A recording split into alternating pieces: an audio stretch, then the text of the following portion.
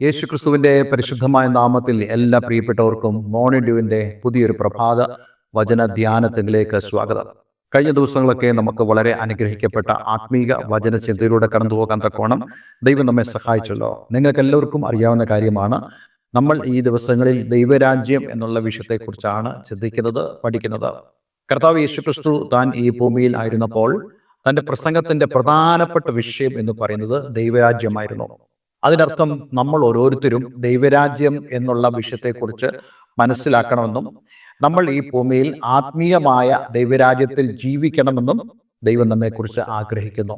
പക്ഷേ നിർഭാഗ്യവശാൽ പല ആളുകൾക്കും ദൈവരാജ്യം എന്നുള്ള വിഷയത്തെക്കുറിച്ച് അറിയില്ല. അവർ അവരുടെ പള്ളികളിലോ അവരുടെ സഭകളിലോ അന്നേരം ആളുകൾ പ്രസംഗിക്കുന്നത് മാത്രം കേട്ട് അങ്ങനെ അങ്ങ് പോകുന്നല്ലാതെ തങ്ങൾ ജീവിക്കുന്നത് ആത്മീയ ദൈവരാജ്യത്തിലാണെന്നുള്ള വസ്തുത പലപ്പോഴും നമ്മൾ അറിയാതെ പോകുന്നു.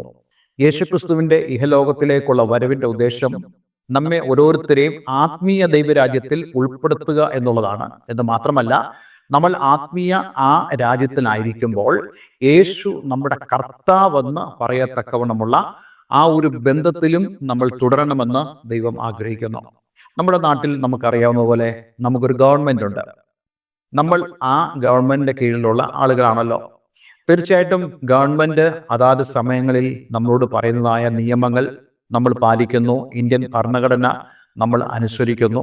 നമുക്ക് ഏതെങ്കിലും പ്രശ്നങ്ങളുണ്ടെങ്കിൽ നമുക്ക് സമീപിക്കാൻ കഴിയുന്നതായ നീതിന്യായ കോടതികളുണ്ട്. അവിടെ നിന്നും നമുക്ക് ന്യായം ലഭിക്കുന്നു. ഇങ്ങനെയല്ലേ നമ്മൾ കടന്നു പോകുന്നത്. ഇതുപോലെ തന്നെ ദൈവരാജ്യത്തിലും നമ്മൾ ഒരു ദൈവരാജ്യ നിയമത്തിന്റെ കീഴിൽ കടന്നു വരികയും കർത്താവ് യേശുക്രിസ്തു നമ്മുടെ കർത്താവായിക്കൊണ്ട് ദൈവവചനത്തിലൂടെ നമുക്ക് ദൈവം തന്നിരിക്കുന്ന പ്രമാണങ്ങളിലൂടെ നമുക്ക് നീതിയും ന്യായവും നടത്തി കിട്ടുന്നതായ ഒരു ആത്മീക സംവിധാനമാണ് ദൈവരാജ്യം. ആ ദൈവരാജ്യത്തിലേക്ക് ആണ് നമ്മൾ കടന്നു വന്നിരിക്കുന്നത് എന്നും നമ്മൾ ദൈവവചനം പറയുന്നത് പോലെ ദൈവവചനത്തിന്റെ അടിസ്ഥാനത്തിൽ ദൈവവചനം നമ്മെ ഇൻസ്ട്രക്ട് ചെയ്യുന്ന പോലെ നമ്മൾ ജീവിച്ചാൽ ഈ ദൈവരാജ്യത്തിന്റെ ആ അനുഗ്രഹങ്ങൾ നമുക്ക് പ്രാപിക്കാൻ കഴിയുമെന്നുള്ളതും വളരെയധികം നിസ്തർക്കമായ കാര്യമാണ്. അതുകൊണ്ട് പ്രിയമുള്ളവരെ, കർത്താവ് യേശുക്രിസ്തു ദൈവരാജ്യത്തെക്കുറിച്ച് സംസാരിക്കുമ്പോൾ ഉപമകളായിട്ട് ആളുകളോട് സംസാരിച്ചു എന്ന് മാത്രമല്ല, യേശു സംസാരിച്ചത് ദൈവരാജ്യത്തിന്റെ രഹസ്യങ്ങളെക്കുറിച്ചാണ്, അല്ലെങ്കിൽ മർമ്മങ്ങളെക്കുറിച്ചാണ്. ഇത് മനസ്സിലാക്കേണ്ടതിന് യേശു അവരോട് ഉപമകളായിട്ട് സംസാരിച്ചു. ഏതാണ്ട് 4-5ഓളം ഉപമകൾ നമ്മൾ ഇതിനോടകം ചിന്തിക്കുകയുണ്ടായി. ഇതെന്നെല്ലാം നമുക്ക് മനസ്സിലാക്കാൻ കഴിയുന്നതായ ഒരു കാര്യം, നമ്മൾ ഈ ഭൂമിയിലായിരിക്കുമ്പോൾ ദൈവത്തിന്റെ ആ ഹിതപ്രകാരവും ദൈവത്തിന്റെ നിയമപ്രകാരവും നമ്മൾ ജീവിച്ചാൽ തീർച്ചയായിട്ടും നമ്മൾ അനുഗ്രഹിക്കപ്പെടും എന്നുള്ളതാണ്. കഴിഞ്ഞ ദിവസങ്ങളിൽ നമ്മൾ കേട്ടത് ദൈവവചനം, അതിൽ നമ്മൾ എപ്രകാരം വിശ്വസിക്കണം, ദൈവവചനം നമുക്ക് എത്രത്തോളം ഇമ്പോർട്ടൻ്റ് ആണ്, പ്രാധാന്യമുള്ളതാണ് ഈ ഭൂമിയിൽ, തുടങ്ങിയ കാര്യങ്ങളാണ് നമ്മൾ ചിന്തിച്ചത്. ഈ കേൾവികളെല്ലാം തന്നെ കർത്താവ് യേശുക്രിസ്തുവിനോടൊപ്പമുള്ള ആത്മീയ ജീവിതം കൂടുതൽ മീനിങ് ഫുൾ ആയി തീരുവാനും ഈ ഭൂമിയിലെ നമ്മുടെ ജീവിതം സ്വർഗത്തിലേക്കുള്ള നമ്മുടെ പാതയുടെ, അല്ലെങ്കിൽ സ്വർഗത്തിലേക്കുള്ള നമ്മുടെ യാത്രയുടെ, അല്ലെങ്കിൽ സ്വർഗത്തിൽ എത്തുമ്പോൾ നമുക്കുണ്ടാകാൻ പോകുന്ന ആ വലിയ ആത്മീയമായ സന്തോഷത്തിന്റെ ഒരു പ്രകടനമായി, അല്ലെങ്കിൽ ഒരു നാന്ദിയായിട്ട് നമുക്ക് അത് അനുഭവിച്ചറിയുവാൻ തക്കോണം കർത്താവ് നമ്മെ സഹായിക്കും. ഇന്നു മുതൽ നമ്മൾ മറ്റൊരു ഉപമയിലേക്കാണ് പ്രവേശിക്കുന്നത്. നമുക്കെല്ലാവർക്കും അറിയാവുന്ന ഒരു ഉപമയാണ്. കർത്താവ് യേശുക്രിസ്തു മത്തായിയുടെ സുവിശേഷം 25-ാം അധ്യായം 14-ാം വാക്യത്തിൽ പറയുന്നതായ ഒരു ഉപമ. ഒരു മനുഷ്യൻ പരദേശത്ത് പോകുമ്പോൾ ദാസന്മാരെ വിളിച്ചു, തന്റെ സമ്പത്ത് അവരെ ഏൽപ്പിച്ചു. ഒരുവന് 5 താലന്ത്, ഒരുവന് 2, ഒരുവന് 1, ഇങ്ങനെ ഓരോരുത്തന് അവനവന്റെ പ്രാപ്തി പോലെ കൊടുത്ത് യാത്ര പുറപ്പെട്ടു. ബാക്കി ഭാഗങ്ങൾ നമ്മൾ അടുത്ത ദിവസത്തെ വചന ധ്യാനത്തെങ്കിൽ ചിന്തിക്കുന്നതാണ്. എന്നാൽ ഇന്ന് നമ്മൾ ഈ ആദ്യ ഭാഗമാണ് എടുക്കുവാൻ ആഗ്രഹിക്കുന്നത്. ഒരു മനുഷ്യൻ പരദേശത്ത് പോകുമ്പോൾ, യേശുക്രിസ്തുവിന്റെ കാലത്ത് ഇങ്ങനെയുള്ള കാര്യങ്ങൾ ഉണ്ടായിരുന്നു എന്നുള്ളത് നമുക്ക് ഗ്രഹിക്കുവാൻ സാധിക്കും. സമ്പന്നരായ ആളുകൾ, വളരെ വലിയ ബിസിനസ്സുകാരായ ആളുകൾ, തങ്ങളുടെ കീഴിൽ അടിമകൾ ഉണ്ടായിരുന്നു, അല്ലെങ്കിൽ സ്ലേവ്സ്, ദാസന്മാര് എന്നറിയപ്പെടുന്നവരായ ആളുകൾ യജമാനനെ സഹായിപ്പാൻ ഉണ്ടായിരുന്നു. എന്നാൽ അദ്ദേഹം തൻ്റെ ബിസിനസ് ആവശ്യങ്ങൾക്ക് വേണ്ടിയോ അല്ല മറ്റേതെങ്കിലും ഒരു ആവശ്യങ്ങൾക്ക് വേണ്ടിയോ മറ്റൊരു ദേശത്തേക്ക് കടന്നു പോകുമ്പോൾ തൻ്റെ ദാസന്മാരെ വിളിച്ച് കുറച്ച് താലന്തുകൾ അവർക്ക് ഏൽപ്പിക്കുമായിരുന്നു. താലന്ത് എന്ന് പറയുന്നത് ഒരു ഭാരം എന്നാണ് അവിടെ സൂചിപ്പിക്കുന്നത്. ഒരു ഭാരം, അതായത് ഒരു പക്ഷേ അത് സ്വർണത്തിന്റെ ഭാരമോ വെള്ളിയുടെ ഭാരമോ മറ്റോ ഏതെങ്കിലും ആകാം. ഏത് വസ്തുവാണ് എന്നതിൽ ആയിരിക്കും അതിന്റെ മൂല്യം നിലകൊള്ളുന്നത്. ഞാൻ ഇതിനെക്കുറിച്ച് വായിച്ചപ്പോൾ എനിക്ക് മനസ്സിലായ ഒരു പ്രധാനപ്പെട്ട കാര്യം, നമ്മുടെ ഇന്നത്തെ 1,00,000 ഏറെ രൂപ മൂല്യം വരുന്നതായ ഒന്നാണ് ഒരു താലന്ത് എന്ന് പറയുന്നത്. ഒരു പക്ഷെ അത് അതിലും ഏറിയേക്കാം. കാരണം പഴയ കാലങ്ങളെക്കാളും അങ്ങനെയുള്ള കാര്യങ്ങൾക്ക് കൂടുതൽ മൂല്യമുള്ളതായ ഒരു കാലഘട്ടത്തിലാണല്ലോ നമ്മൾ ജീവിക്കുന്നത്. തീർച്ചയായിട്ടും വളരെയധികം നിർണായകവും അതേസമയം വളരെ വിലയേറിയതുമായ ചില ദാനങ്ങളെയാണ് ഈ പരദേശത്തേക്ക് പോകുമ്പോൾ ഈ യജമാനൻ കൊടുക്കുന്നത്. ഞാൻ ഈ ശുശ്രൂഷയുടെ ആദ്യ ഘട്ടത്തിൽ തന്നെ പറയുന്നു, ഇവിടെ ഉദ്ദേശിക്കുന്ന ഒരു മനുഷ്യൻ എന്നത് കർത്താവ് യേശുക്രിസ്തുവിനെ കാണിക്കുക.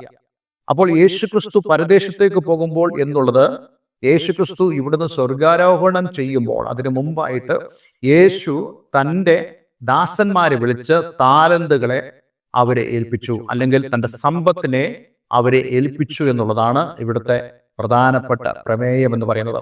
അങ്ങനെയാണെങ്കിൽ ദൈവരാജ്യത്തിൽ കടന്നു വരുന്നവരായ ഓരോ ആളുകൾക്കും ദൈവം തൻ്റെ സമ്പത്ത് അവരിൽ നിക്ഷിപ്തമാക്കിയിട്ടുണ്ട്. ഇന്ന് നമ്മൾ ഈ ഭൂമിയിൽ ജീവിക്കുന്നത് ദൈവം നമുക്ക് തന്നതായ റിസോഴ്സുകളെ കൊണ്ടാണ്, വിഭവങ്ങളെ കൊണ്ടാണ്. അത് ധാരാളമായ അർത്ഥങ്ങൾ അവിടെ ധ്വനിപ്പിക്കുന്നുണ്ട്. നമ്മൾ പ്രധാനമായിട്ടും മനസ്സിലാക്കേണ്ടത് ദൈവം നമുക്ക് തരുന്നതായ ഗിഫ്റ്റുകൾ, ആത്മീയമായ വരങ്ങൾ, കഴിവുകൾ, പ്രാപ്തികൾ, അതേപോലെ തന്നെ ദൈവം നമുക്ക് തരുന്ന അവസരങ്ങൾ, ഇതൊക്കെയാണ് ഇവിടെ ഈ സമ്പത്ത് അല്ലെങ്കിൽ താലന്ത് എന്ന് പ്രധാനമായിട്ടും ഉദ്ദേശിക്കുന്നത്. നമുക്കറിയാം, നമ്മളെയൊക്കെ ദൈവം ഈ ഭൂമിയിൽ തൻ്റെ ആത്മീയ ദൈവരാജ്യത്തിലാക്കുമ്പോൾ വെറുതെ നമ്മളെ ആക്കുകയല്ല. ദൈവം നമുക്ക് ഗിഫ്റ്റുകൾ തന്നിട്ടുണ്ട്. പലപ്പോഴും പല ആളുകൾക്കും തങ്ങളുടെ ഗിഫ്റ്റ് എന്താണെന്ന് തിരിച്ചറിയാൻ കഴിയാറില്ല. കാരണം അവർക്ക് തിരിച്ചറിയാൻ കഴിയാത്തതിന്റെ പ്രധാനപ്പെട്ട കാരണം, അവർ ഇങ്ങനെയുള്ള കാര്യങ്ങളിലൊന്നും കൺസേൺഡ് അല്ല, ചിന്തിക്കുന്നില്ല. അങ്ങനെയുള്ള കാര്യമേ അവർ ചിന്തിക്കുന്നില്ല. പലപ്പോഴും നമ്മൾ ലോകത്തിന് വേണ്ടിയുള്ള കാര്യങ്ങൾക്ക് വേണ്ടി നമ്മൾ പുറകെ പോകാറുണ്ട്. പക്ഷേ ദൈവം നമുക്ക് തന്ന ഗിഫ്റ്റ് എന്താണെന്ന് തിരിച്ചറിയാനോ, ദൈവം നമുക്ക് തരുന്നതായ അവസരങ്ങൾ എന്താണെന്നോ നമുക്ക് മനസ്സിലാക്കാനോ കഴിയാറില്ല എന്നുള്ള വസ്തുതയും അവിടെയുണ്ട്. പക്ഷെ ഞാൻ വിശ്വസിക്കുന്ന ഒരു കാര്യമുണ്ട്, കർത്താവ് ആരൊക്കെയാണ് വിളിച്ചിട്ടുള്ളത്, തൻ്റെ ആത്മീയ ദൈവരാജ്യത്തിലേക്ക് വിളിച്ചിട്ടുള്ളത്, അവർക്കെല്ലാം തന്നെ ദൈവം ഈ ഗിഫ്റ്റ് കൊടുത്തിട്ടുണ്ട്. ഇന്ന് കർത്താവ് യേശുക്രിസ്തു സ്വർഗത്തിൽ പിതാവിന്റെ വലതുഭാഗത്ത് അയക്കുന്നു എന്ന് നമ്മൾ പറയുമ്പോഴും, ഇന്ന് കർത്താവ് യേശുക്രിസ്തുവിൽ വിശ്വസിച്ച് അവന്റെ ആത്മീയ ദൈവരാജ്യത്തിലേക്ക് വരുന്ന ഒരു വ്യക്തിക്ക് ദൈവം തൻ്റെ ദാനങ്ങളാൽ ആ വ്യക്തിയെ നിറയ്ക്കുന്നു. ധാരാളം ദാനങ്ങളുണ്ട്. പരിശുദ്ധമാവുന്ന ദാനം നമുക്ക് ലഭിക്കുന്നില്ലേ? അത് നമുക്ക് ഉറപ്പല്ലേ? അതേപോലെ തന്നെ നമുക്ക് വിവേചിക്കുവാൻ കഴിയുന്നതായ ഒരു ആത്മാവിനെ ദൈവം നമുക്ക് തന്നിട്ടില്ലേ? എന്ന് മാത്രമല്ല, നമുക്ക് ദൈവത്തോട് പ്രാർത്ഥിക്കാനുള്ള ആ കമ്മ്യൂണിക്കേഷൻ, ആ ഒരു ആശയവിനിമയം ദൈവം നമുക്ക് തന്നിട്ടില്ലേ? ആത്മാവിന്റെ നിറവിൽ ജീവിക്കാനുള്ള ആ ഒരു പരിതസ്ഥിതി ദൈവം നമുക്ക് തന്നിട്ടില്ലേ? അങ്ങനെ എത്ര താലന്തുകൾ ദൈവം നമുക്ക് തന്നിട്ടുണ്ട്. ചിലർക്ക് പ്രസംഗിക്കാനുള്ള കഴിവ് ദൈവം കൊടുത്തിട്ടുണ്ട്, ചിലർക്ക് പാട്ടുപാടാനുള്ള കഴിവ് ദൈവം കൊടുത്തിട്ടുണ്ട്, ചിലർക്ക് സെർവ് ചെയ്യാനുള്ള കഴിവ് ദൈവം കൊടുത്തിട്ടുണ്ട്. അങ്ങനെ പല വിധത്തിലുമായിട്ടുള്ള ഗിഫ്റ്റുകൾ ദൈവം കൊടുത്തിട്ടുണ്ട്. ഗിഫ്റ്റ് കൊടുക്കുക മാത്രമല്ല, ദൈവം അവർക്ക് അവസരങ്ങളെ കൊടുത്തിട്ടുണ്ട് എന്നുള്ളതും ഇവിടെ വളരെ പ്രധാനപ്പെട്ട കാര്യമാണ്. അപ്പോൾ നമ്മൾ എല്ലാവരും തന്നെ സുബോധമുള്ളവരായിരിക്കണം, ദൈവം തൻ്റെ കഴിവുകളാൽ എന്നെ നിറച്ചിട്ടുണ്ട് എന്നുള്ളത്. ചില വാക്യങ്ങൾ നമ്മൾ വായിക്കുമ്പോൾ നമുക്ക് അതിനെക്കുറിച്ച് കൂടുതൽ മനസ്സിലാക്കുവാൻ കഴിയും. ആ വേദഭാഗത്തിലേക്ക് നമുക്ക് കടന്നു വരാം. അപ്പോസ്തലനായ പൗലോസ് എഴുതിയ റോമലേഖനം 12-ാം അധ്യായം അതിൻ്റെ 3 മുതലുള്ള വേദഭാഗങ്ങൾ വായിക്കുമ്പോൾ നമുക്ക് ദൈവം തന്നിരിക്കുന്നതായ കഴിവുകളെ, താലന്തുകളെ, ദാനങ്ങളെക്കുറിച്ച് നമുക്ക് പൂർണ്ണമായും ബോധ്യമായി തീരും. അതിൻ്റെ എല്ലാ ഭാഗവും ഞാൻ വായിക്കുന്നില്ല, പിന്നീട് നമുക്ക് ആ വേദഭാഗത്തിലേക്ക് കടന്നു വരാൻ കഴിയും.